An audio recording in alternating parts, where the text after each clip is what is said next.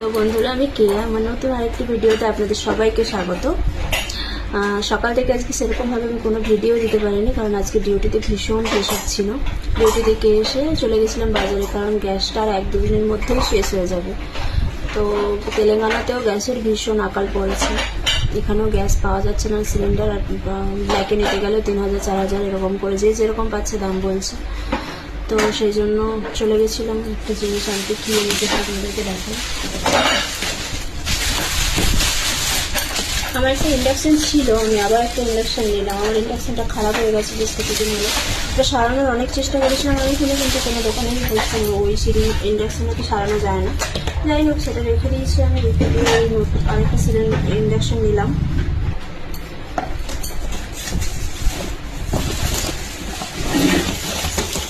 যে ইন্ডাকশানের এখন খুব দাম বেড়ে গেছে। আমরা যেটা নিলাম এটা 2800 টাকা নিল। অবশ্যই এর সাথে কড়াই ফ্রি আছে, ঠিক আছে।